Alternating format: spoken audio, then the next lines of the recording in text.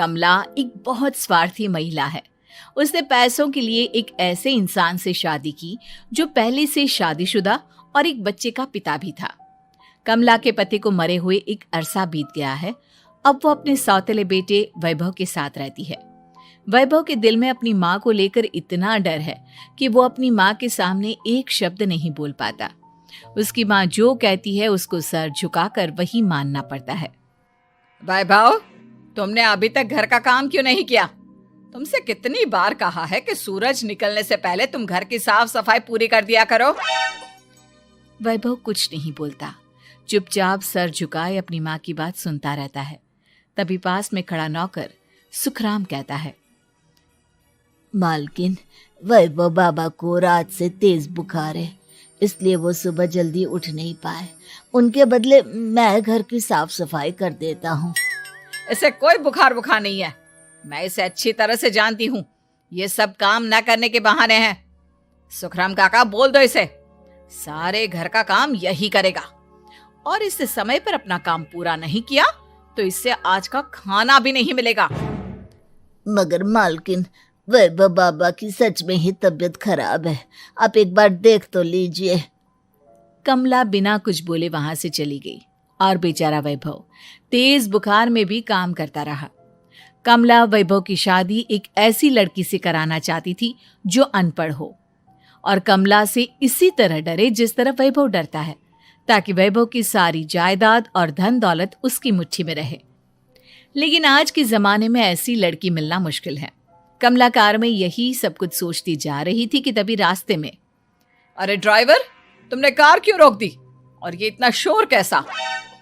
Madam, आगे कुछ बंजारों का खेल चल रहा है, इसलिए भीड़ लगी है। मैं अभी भीड़ को साइड में करवाकर कार निकालता हूँ।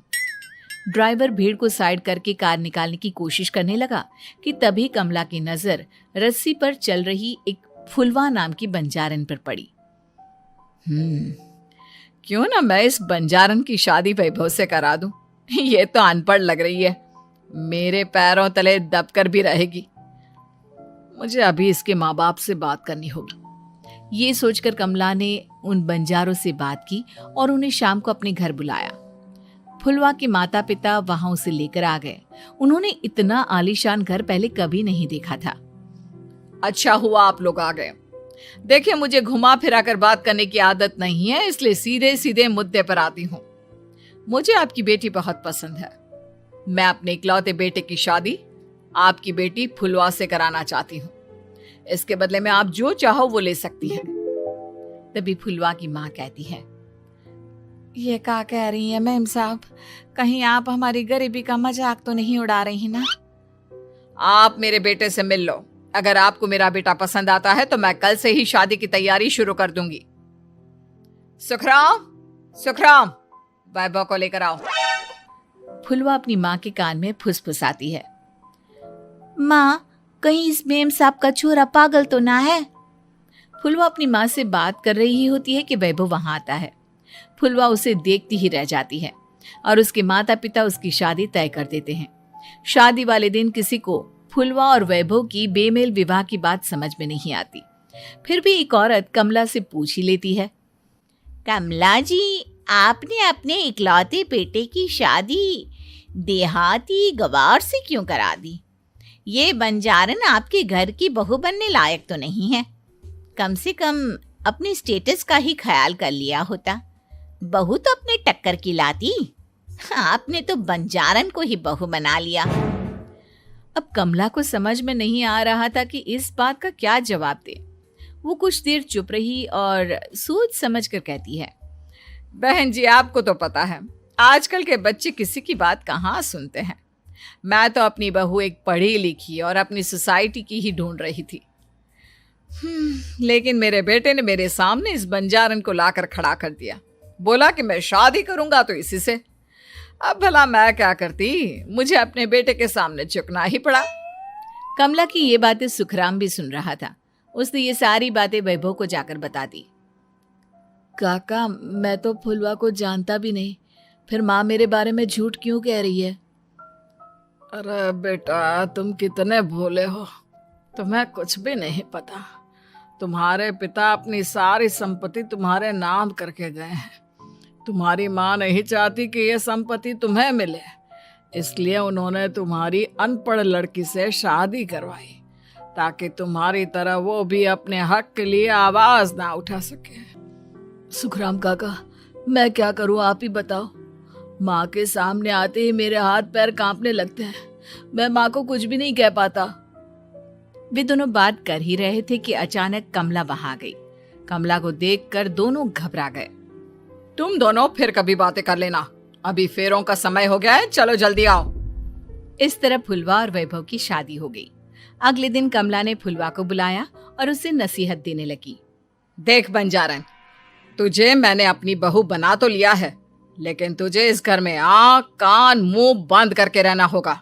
घर का काम कर और अपने पति से मतलब रख, समझी?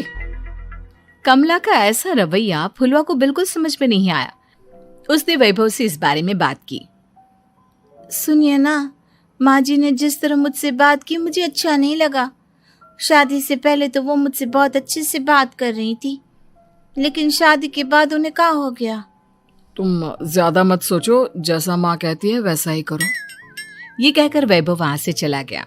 अगले दिन वैभव को घर के नौकरों की तरह काम करता देख फुलवा को बहुत हैरानी हुई। फुलवा ने इस बारे में सुखराम काका से बात की तो सुखराम काका ने फुलवा को सारी बात बता दी। अब फुलवा को समझ में आ गया कि उसकी सास ने एक बंजारन को बहू क्यों बनाया। एक दिन वैभव घर का काम कर रहा था, तभी उससे कांच की प्लेट टूट गई।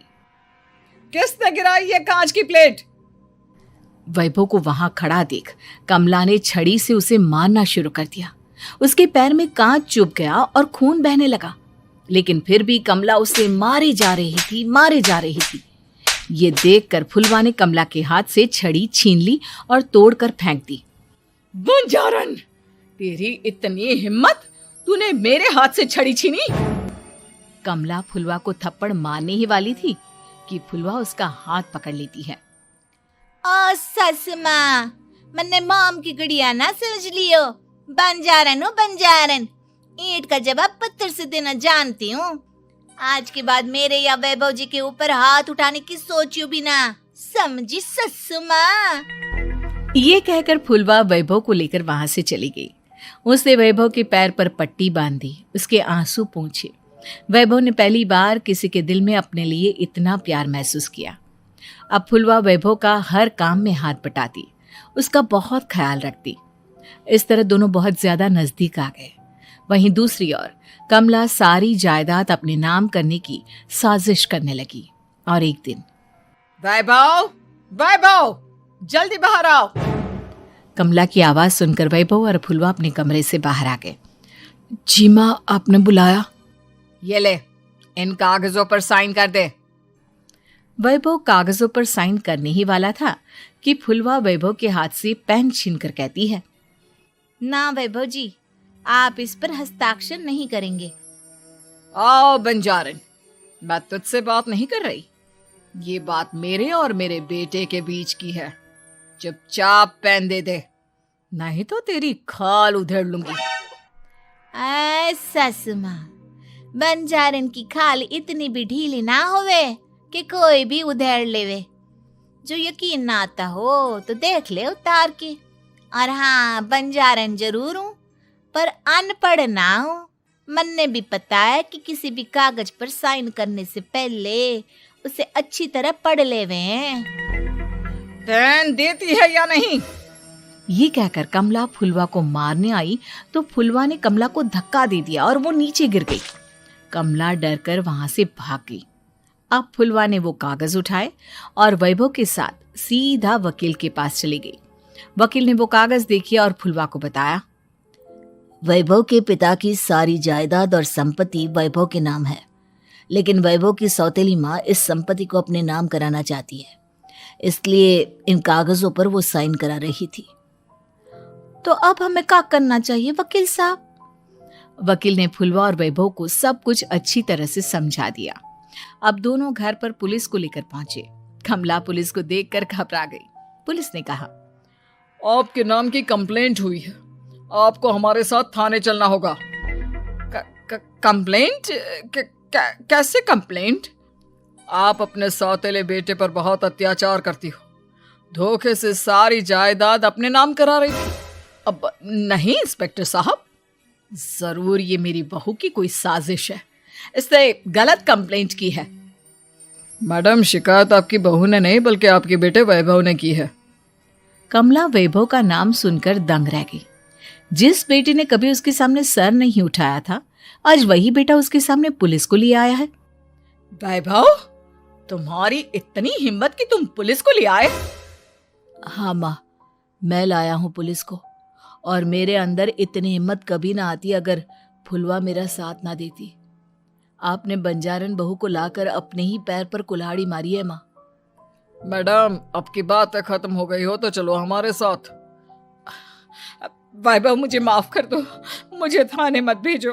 आज के बाद मैं तुम्हें कभी नहीं मारूंगी, तुम्हें कभी परेशान नहीं करूंगी, मुझे माफ कर दो। वैभव अपनी कंप्लेंट वापस ले लेता है और पुलिस वहां से चली जाती है। वैभव अपनी सौतेली माँ से कहता है, मैंने पुलिस को वापस तो भेज दिया है, लेकिन मैं आपको माफ नहीं कर सकता। आपने बचपन से आज तक कभी मेरे सर पर हाथ नहीं रखा, हमेशा मुझे मारती रही, नौकरों की तरह बर्ताव करती रही। आप इस घर में नहीं रह सकती, चली जाइए यहां से। कमला घर छोड़कर चली गई और सड़क किनारे खड़ी होकर सोचने लगी, काश मैंने वैभव को माँ की तरह प्यार किया होता तो आज मैं इस तरह से बेसहारा ना हो जाती।